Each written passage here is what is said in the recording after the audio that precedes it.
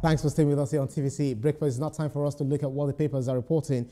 Let's start up with the Nation newspaper with the headline, President to oil workers avoid strike that undermines economy. We lost 200,000 barrels per day, 1.2 megawatts of power generation to PENGASSAN's action.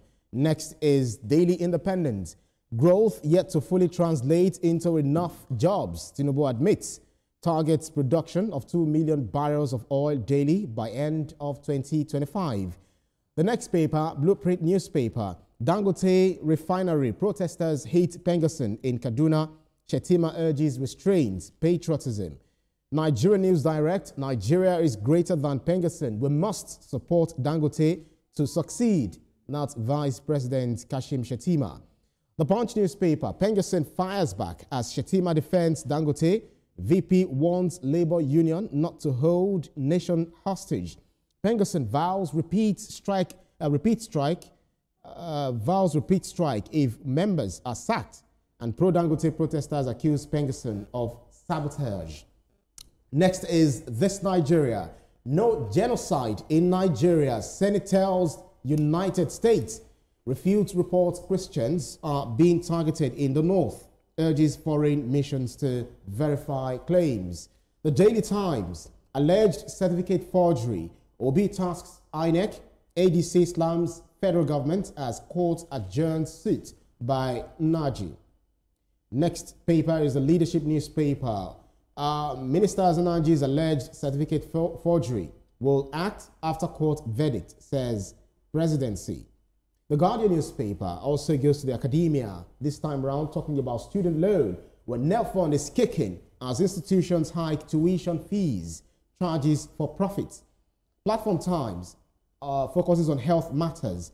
Cholera kills 4,778 Nigerians in 5 years, despite billions spent on control. 30,604 killed in 2021 alone. And last but not least is the Sporting Life, which specifically looks at the Nigerian footballers, where we have in South Africa 7 Eagle Stars stranded, don't have entry visas to South Africa. And then the exclamation will be, not again. Really not again. Right, let's get down to brass tacks. Etoma, Ria, welcome back once again. Thank you. And then Olamide, I like the smile. All right then, so looking at the Nation newspaper, the Daily Independent, also the Blueprint newspaper, they are really, really angry, focusing attention on Dangote PENGASSAN row, or let's say Dangote PENGASSAN Nigeria row. And if you also look at the Nigerian News Direct as well as the Punch newspaper, they're all concerned about the economy. Thomas, starting off with you, if you look at the Nation, it's saying that President to oil workers avoid strike that undermines the economy. And then he went on to reel out all of the losses that we made. Billions of naira in 24 hours. One of it is 200,000 barrels per day, 1.2 megawatts of power generation. Why Dangote Refinery must also be protected, he emphasized. A friend of mine and I were discussing this yesterday, and he said that what annoys him is that we've had a group of Nigerians that have sabotaged the Nigerian economy legally. Whoa. And that struck something. That's profound. Yes. They sabotaged the Nigerian economy legally. You just reeled out the figures. 200,000 barrels per day. 1.5 megawatts for a country that is generating less than 5,000 megawatts, and you take away 1.5 megawatts. Which is not even, it's just paltry sum that we're generating. It's so annoying. And when you want to look at it again, you see that these people actually are doing the right thing. So where does the mistake come from? Why should a group of people have so much legal power that they can sabotage Nigeria's economy? You see, the Vice President and Mr. President are sounding nice because what they did is not a crime per se, but it really messed up the Nigerian economy. I think we should have some constitutional changes concerning the powers of trade unions. You know, there should be whittled down a little bit. After all, we have unions in the academia, and none of them is pursuing universities, private universities that are not unionized. That's right. So why are we having it in the in the oil industry? Is it because of the money? Rhea, if you look at PENGASSAN itself, also has a problem with the executives at different levels. I guess they try to dissolve certain council. I've forgotten the council. I think it's national something infrastructure, because they asked them to remove the valve from the gas that's been transmitted to Dangote. They didn't finish everything. They now felt, they accused them of sabotage, right? That they didn't carry out all of the directives by then. So meaning that they are also kicking against saboteurs within their own system, whereas they don't want Dangote to also kick against saboteurs within his own company. You know, remember we had isn't that double standard? It's double very standard, double standard. You remember we had a guest the other day, you know, that gave us some loopholes in PENGASSAN. But what I want to speak about is the fact that at the end of the day, you say you're a union, you're to protect workers and all of that. We should expect you that even if you want to take decisions, those decisions should be taken thinking about Nigerians. Like what you said, they've sabotaged. Look at what happened to gas. I was watching the show yesterday. People were calling me. People cannot even afford gas. The scarcity and all of that.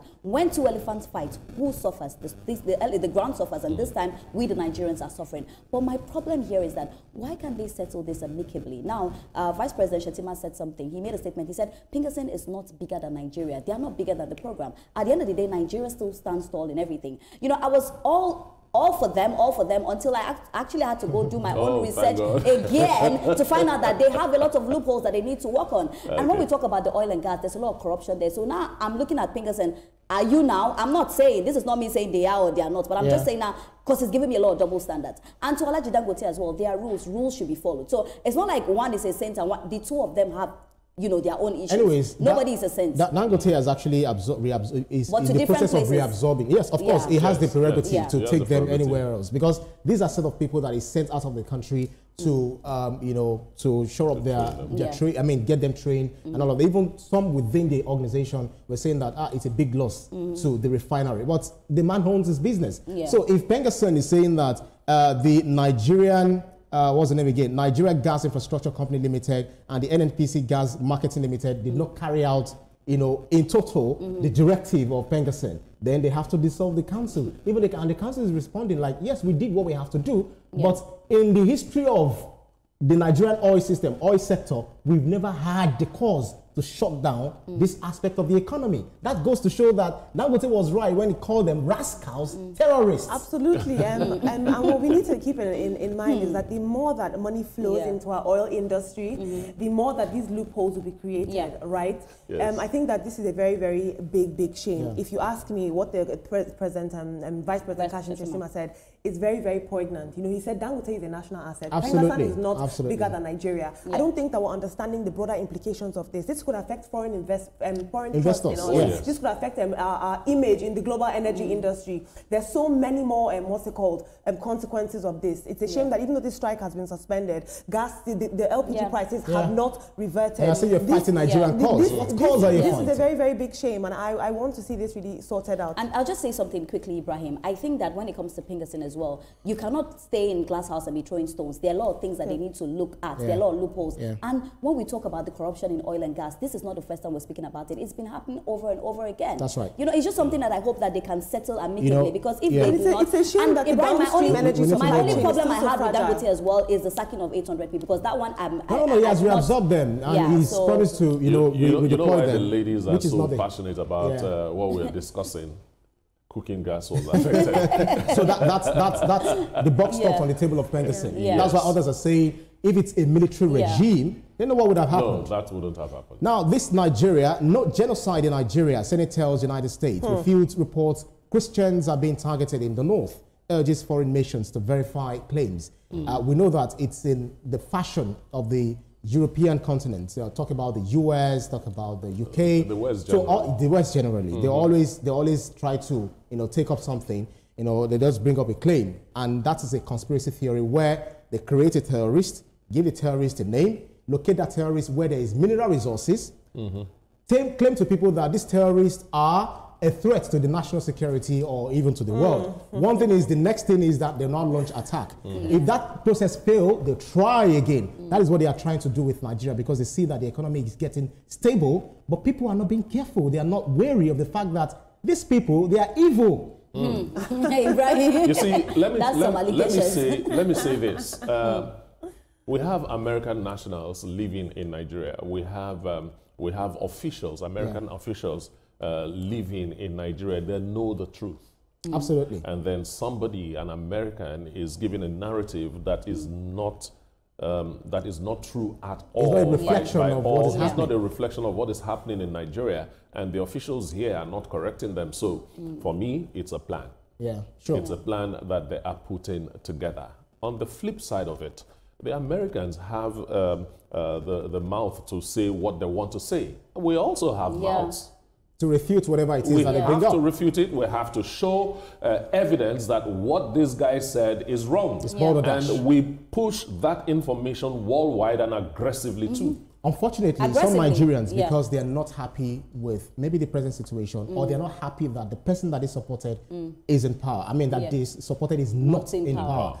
So anything they hear that is contrary to the integrity of this nation, they do not want to care, as long as everything calms down. This same America is voting billions of dollars to Israel, to Netanyahu, bombing, killing, causing genocide, flouting international laws, and they are coming to preach us, trying to moralize Ibrahim, us. just to pick up on what you said, even if the person you voted for is not in power, that doesn't mean, you hear something and you should just believe it's true just to make Nigeria look bad. If you're doing that as a Nigerian, that's a big shame. But now what I want to say is that we are the media houses in Nigeria. This is time for us to stand up and say what you're saying is wrong. This is time for us to now show that we also have a voice, we also have a power. Because this news that has come out is not true. So what are we doing to show that? We're talking about it on the table today. We're saying that, okay, but even they said that insecurity happens in Nigeria, but not killing of Christians, because this is quite a very big allegation. But now we as media houses, this is how we need to raise our voice to make people know that this is not true. And it's in this world, you can remember Hiroshima and Nagasaki, you can remember Vietnam War, that America killed over 4 million people,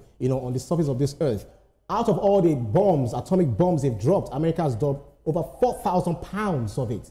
And then they are coming to moralize on us about, yes, people are killing Christians. Christians are in Palestine. Americans don't care. They kept sending them bombs, sending them ammunition to kill them. It's just double standards. Absolutely. I mean, it is indeed double standards, but we are, like you rightly said, there is power in storytelling, there is power in reportage. Unfortunately, we live in an age of viral misinformation, which means that narratives can spread like quickfire, and the whole world will believe them. This will affect our global aid, our perception in the global, our perception in the global industry. They're very, very serious allegations, but what I would like from our government is not just rebuttals in terms of the media. I would like data on ground.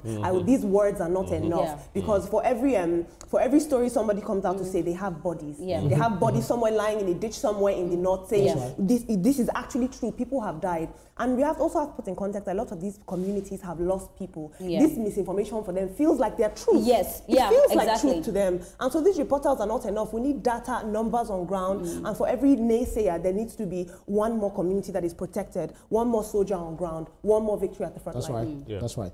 Absolutely, very insightful information that we've And so one more thing, we also have to remember, Nigerians watching back home, that the death of people is not sectarian, it's not Christian, it's not Muslim. Let us not have a war within regardless ourselves. of your faith, regardless of your creed, we are one. Absolutely. Now the Daily Times, as well as the leadership newspaper, are talking about Uche Naji, the alleged certificate forgery. This is Obi is tasking INEC, ADC Islam's federal government as court adjourned suit by Naji. But it's so sad that Section 65, subsection 2 of the 1999 Constitution, only allows that, if you have school certificates, of course, you're good to go to hold any position in Nigeria as far as, positions are concerned.